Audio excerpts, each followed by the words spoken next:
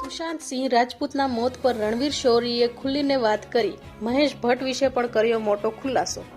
બોલિવૂડમાં કોરિડોરમાં આવા ઘણા કિસ્સાઓ છે જે સમયની સાથે હાસ્યામાં ધકેલાઈ જતા હોય છે.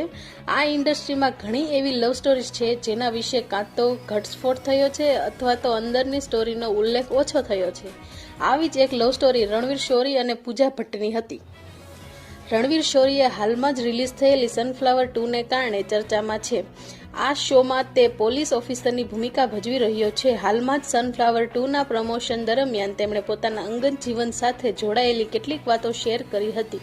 રણવીર સુશાંત સિંહ રાજપૂત અને પૂજા ભટ્ટ અને મહેશ ભટ્ટ વિશે કેટલાક ખુલાસા કર્યા છે. રણવીર શૌરીએ કહ્યું કે કરિયર બગાડવી અને લોકોના બાજુ પર મૂકવા એ ઇન્ડસ્ટ્રીમાં સામાન્ય બાબત છે. મારી વિરુદ્ધ પણ ષડયંત્ર રચવામાં આવ્યું છે.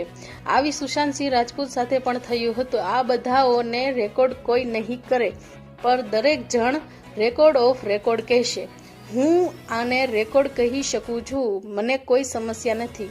કોઈની વિરુદ્ધ ગેંગ બનાવી, તેને બાજુ પર મૂકવો અને અપમાન કરવું, આ બધું અહીં થાય છે અને એ સત્ય છે. રણવીર શૌરીએ સુશાંત સાથે સોનચિરિયામાં કામ કર્યું હતું. તેણે કહ્યું કે તે અભિનેતા સાથે સારો બોન્ડ બનાવ્યો હતો અને સાયન્સ પર વાત કરતા હતા. આ સાથે રણવીરે મહેશ ભટ્ટ અને પૂજા ભટ્ટ વિશે પણ વાત કરી હતી.